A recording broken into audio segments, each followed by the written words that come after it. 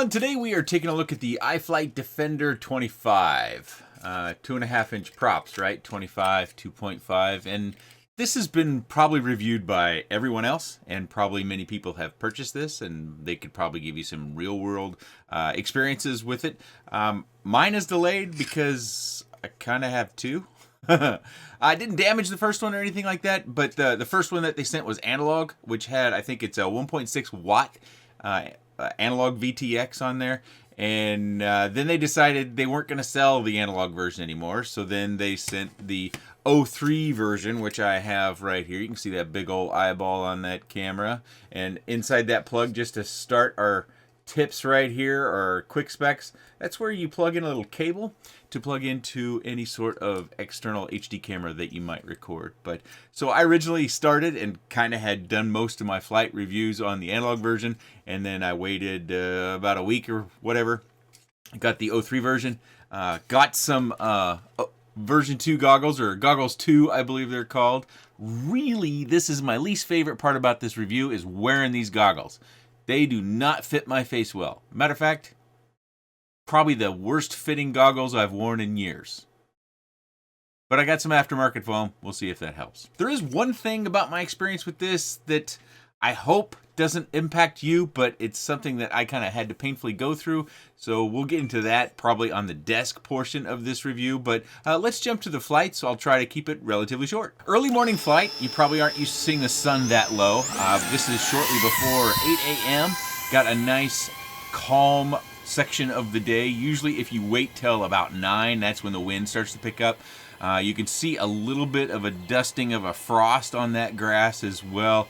A little bit chilly, but not nearly as terrible as it has been, although they've got snow on the weather schedule coming up in a couple of days, so hopefully that doesn't impact future reviews. But as it's printed there on screen, I am flying, this particular flight is with the 900 milliamp battery. If you're not familiar, there are batteries that are very specific to this quad, although I have seen some of you that have purchased the Defender25 that have found a way to make standard batteries work. It has an XT30 connector on there, so as long as you can get a battery to stay on the top in some manner, using straps, rubber bands, or what have you, maybe some oh my god tape, or I guess it's actually battery pad, whatever you have to do.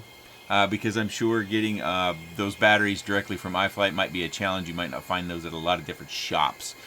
But as printed on screen, jumping back to that, with the 900 milliamp 4S battery, we get 2 minutes and 41 seconds in my experience. With the 550 milliamp option battery, which are the two size of batteries that they sell with the Defender25, I got 504, and that's across a number of different flights, not including my analog flights. This is only talking about the 03 flights. Also, you can see they're printed on screen. I do not have an external HD camera on there, and we do have the EIS, or the electronic image stabilization of the 03 unit on.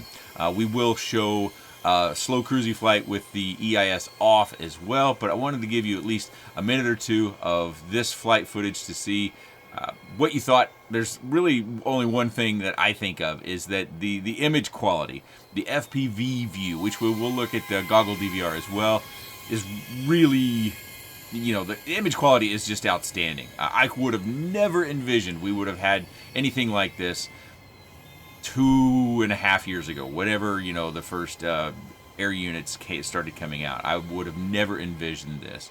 Of course, there's still a weight penalty with that, with all our HD systems over analog. So, and we have, I think, in my estimation, from talking to many people who come to the channel, there's, you know, 50% of you are analog only still. So as much as we might hear about the HD market, I think a lot of our friends are still flying analog. At the very least, a mixed bag, because HD isn't really that friendly, specifically with our super micros, like our 65mm whoops. But that's almost 3 minutes of this footage. Let's jump over to the flight footage that does not have the enhanced image stabilization on it. This is not the same flight, if you're wondering. Another telltale sign of it not being the same flight. Well, I guess it could have been. I do a lot of the same pass. You know, the space isn't that big for a long cruisy flight. But this is the goggle view. You can see the Betaflight OSD printed there on screen. You can see that I have Express LRS in the top right-hand corner. I've got my link quality and my specifications or statistics for the ELRS receiver that I have in there. We have our battery specs down across the bottom and on the lower left. That gives us our average voltage, which is the 3.8 something voltage, and then we have our total battery voltage below that. Then we have our amp draw, and then we have our milliamp. The milliamp is based upon the 900 milliamp battery pack. They did input that into Betaflight, so Betaflight knows what size of battery that you have, and that's how it's calculating that. We've got a little bit of the Goggle OSD stuff, as well as Betaflight OSD in the bottom right. Gets a little bit tough to read in this format, but you can see link quality of the FPV view and our flight time as well.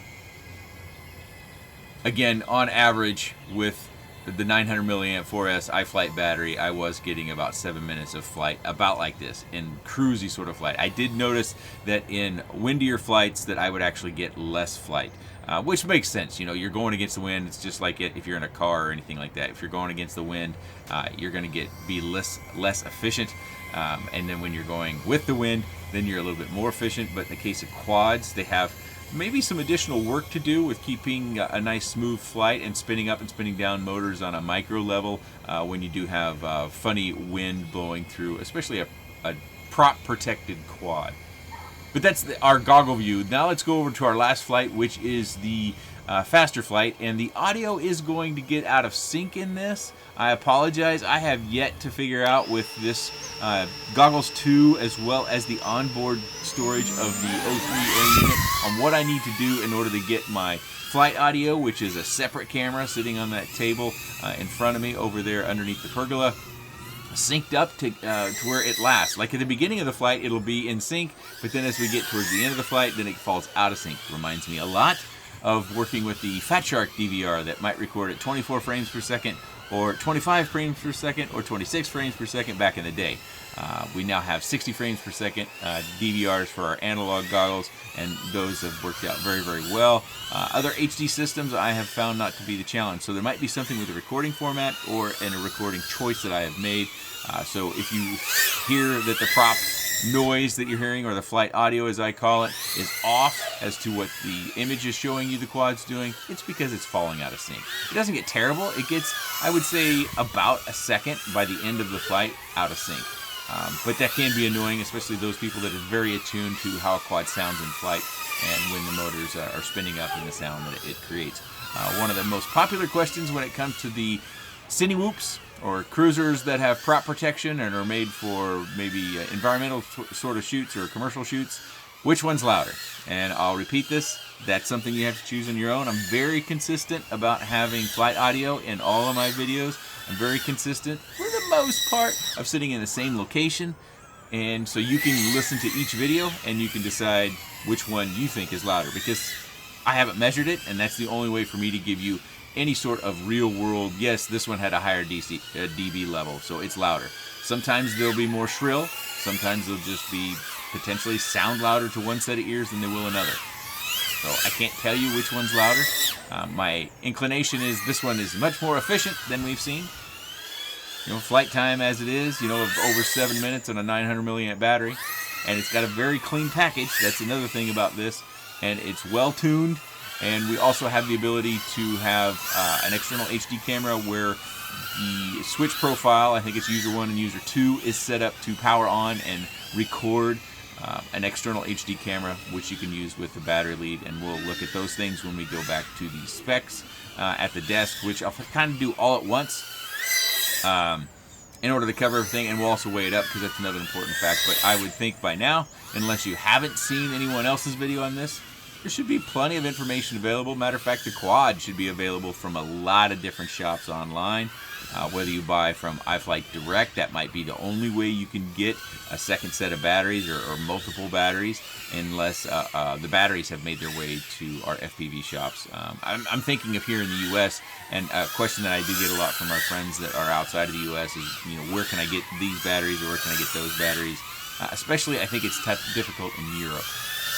So that may be something you want to look out for, is getting extra batteries for something like this, because the ones it's designed around might be a little bit more rare than traditional FPV batteries.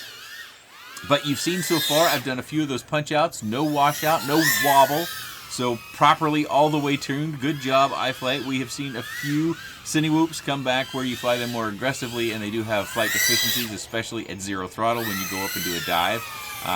Of course, it's like any other Cinewhoop. When you come back out of the dive, you are going to have to get on the throttle pretty hard. And if you're at the end of the battery where the voltage is a little bit lower, you might have to pull out a little bit earlier, as well as be really hard on the throttle.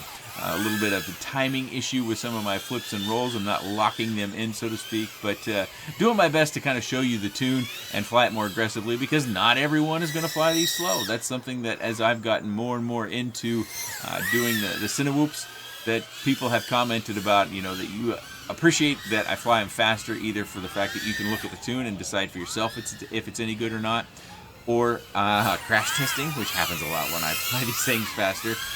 Or you just, maybe you're not buying it for what the intended design purpose, which is slow cruising, get sort of movie footage or scenic environmental shots. You're wanting to go out and have some more freestyle fun. And I try to show that as best I can. Here we go. We've come up at the end of the flight. You can see our battery voltage is recovering. That's another question I get a lot. I want the battery voltage to be at 3.5 volts per cell after I disarm and I let the quad settle a little bit. When you unplug the battery, it'll go up even higher. Before you go, there is the damage part of this that I wanted to show you. I had a few crashes. Some of them were just silly. After my first couple of flights, actually, I forgot to put my rates in. So as I was flying along certain areas, I would, you know, move the sticks according to my muscle memory, and I would think the quad would move out of the way. But because I hadn't put in my rates, which are generally higher than, well, they're definitely higher than Betaflight defaults, but the quad didn't move much, ran right into it. And that was something that surprised me about this guy, because when it comes to the materials, I did not have a lot of faith that it could be very durable. I don't know, you know, what kind of plastics they used, but that is very durable. But I did have kind of a setup durable moment, which I want to cover before you take off and go watch your next entertaining video. Okay, so out of the box, iFlight, and they tend to do this on most of their quads, is they put on stickers in various strategic locations around the quad to give you some warning, some additional information, especially if you're a first-time pilot. Some things that are good, basic information to know. So I went ahead and stuck those on here. If you want to read those, you can pause the video now. I left a few of them on. This is supposed to indicate that it does have angle mode set up. Of course, I set up all my modes and my switches and my rates per my usual. And then we have our link button right down here. And I'm not going to be able to show you this, but I did take some pictures. Unfortunately, I was able to link this one time, and then it required an update. So then I had to do the update, and then I needed to link it to the goggles another time. And the second time I went to link it to the goggles, I ended up breaking the button out. Kind of pronounced button pretty strongly there. But this is one area where I think I would like to see a design change. I know it's very symmetrical as far as having these little vents all the way around, having the same number for the most part, except for this area over here, which is where your SD card and your USB-C goes. So that's how you would update your air unit. You can see the SD card right in there. Sorry, I had that covered up. A little bit of my antenna. So I ended up coming back over here. I was using a small hex driver, and I'd pressed that button the first time it's in there, and it is very hard to see, especially for my old eyes. So I had my magnifying lenses on, as well as a flashlight pointed down there to make sure I was hitting the button. Of course, you can see the light and it changes, but the second time I went to link it up, I just struggled. I could not get it to link up. I couldn't get the button to change colors to indicate that it was ready to link to the goggles. I kept trying, and then I'd let the air unit cool down. Well, after a while, I couldn't figure out what was going on. So I took it all apart, and it turns out I broke the button out. So that is one moment that I was not happy about, because that means I do have to take it, you know, completely apart now to link it back up. Thankfully, it's not something that you can't overcome. So here's a picture of the button broken out, and you can actually see where the metal or casing around there is kind of bent and warped. So I was definitely pushing on it at an angle, and I must have been pushing fairly hard, although, you know, this isn't I've been making videos for 7 years. I usually don't get all Hulk-handed on stuff, but anyways, so I broke the button off, and you can see the center contact on the button, and then we have two side contacts. In my case, to make it link, I just acted like a button by using a pair of metal tweezers. make contact with the center as well as one of those side pieces, the metal contacts that is, that's put it into linking. So then I was able to link it up. And I make this clarification very clear, so if one day I ever give away this Defender25 with the O3 air unit, you know that in order to link it up, you're going to have to take this thing completely apart, which I apologize, but that was my experience with it. You can also see I've got another picture of all the little bits that I found inside. That's not all the bits. I shouldn't use that word. That's the bits I was able to recover. There's a few of them that were really small, and they were stuck in the thermal paste within the air unit.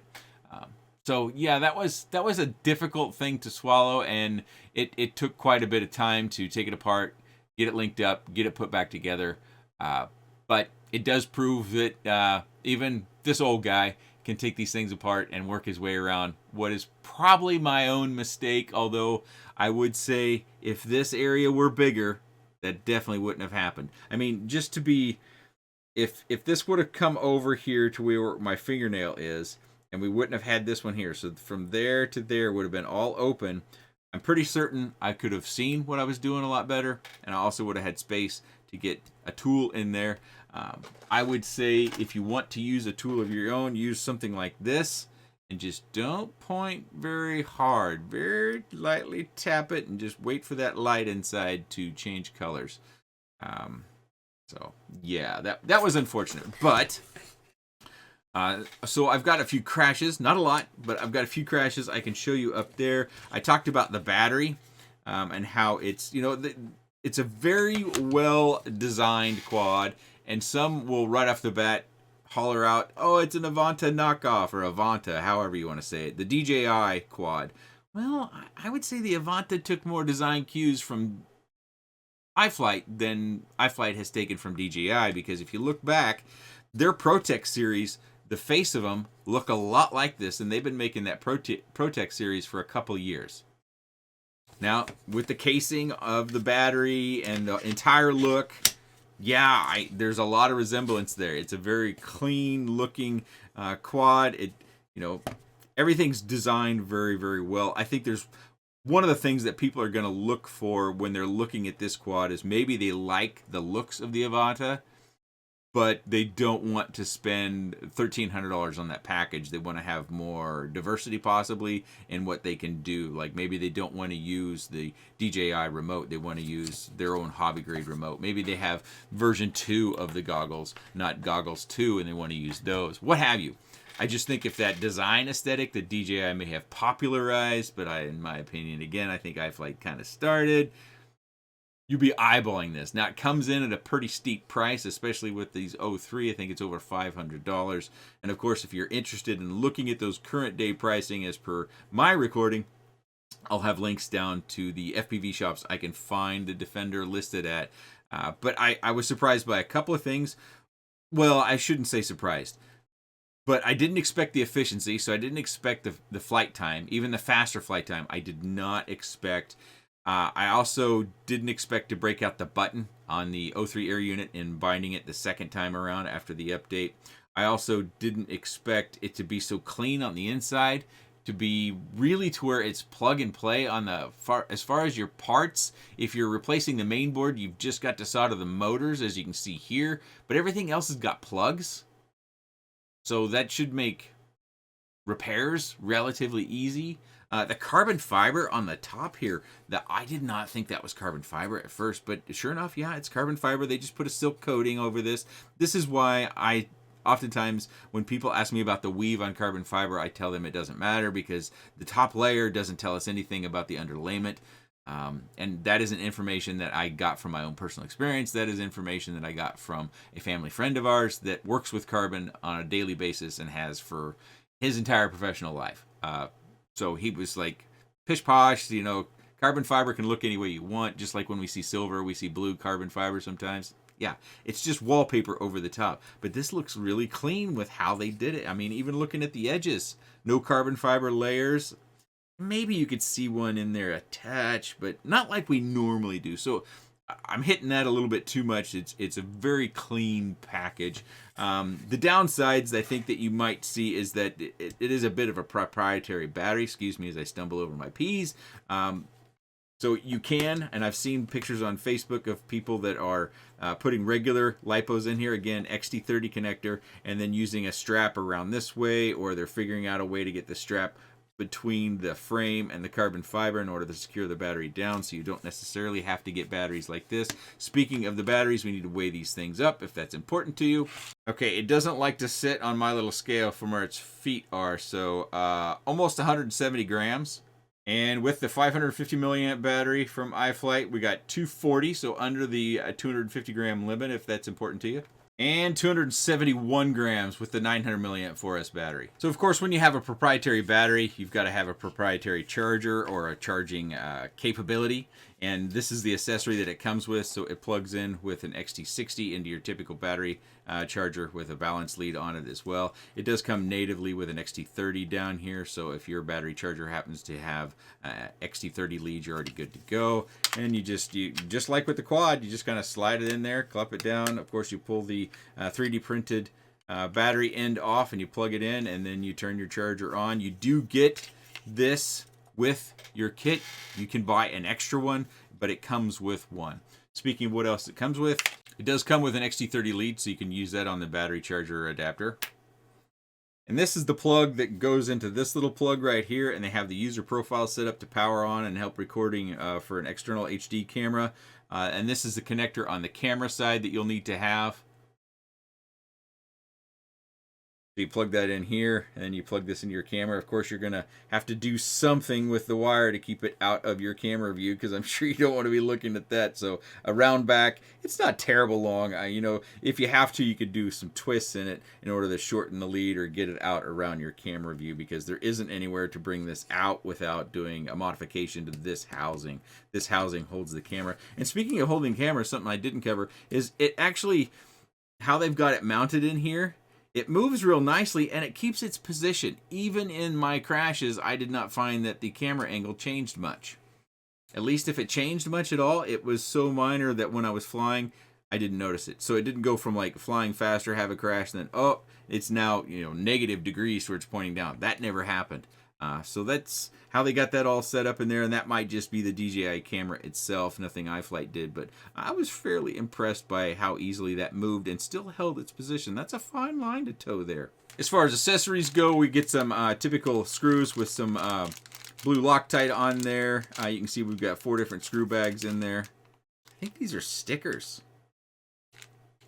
I didn't put those on. A little bit of information about your receiver, some iFlight marketing material, a little bit more about receiver stuff, safe flight and be responsible card, and it did come with a sheet of stickers. So I don't think I hit it hard enough within the scope of the review, but this does fly very well.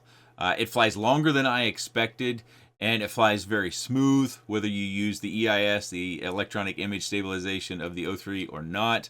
The O3 air unit experience is very nice on the eyes. It's very easy to look at. There's no question about that. That is the market leader as far as FPV and the image quality goes. Probably penetration as well, but I haven't done a lot with that. I flew around the house with it, but I didn't fly this one inside the house.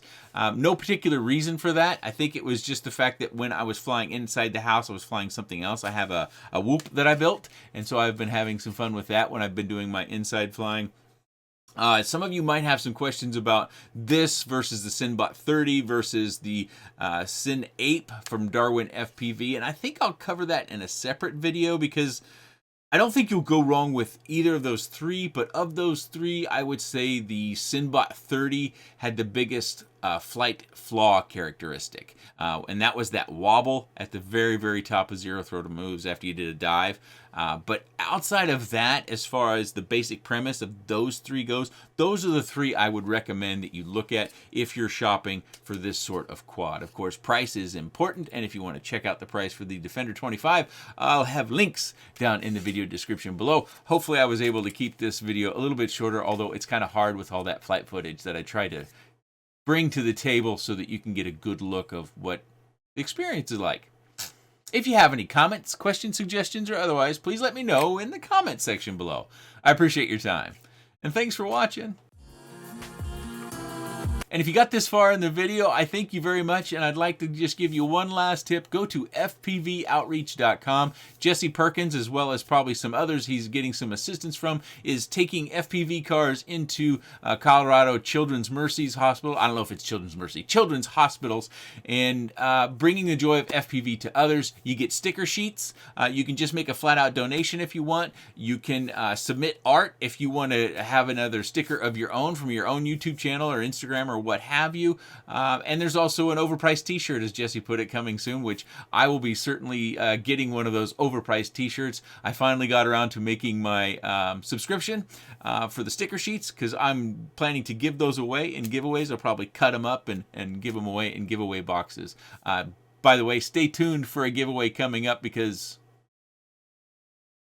the shelf over there is getting full, and my wife noticed. All right. Thanks for watching.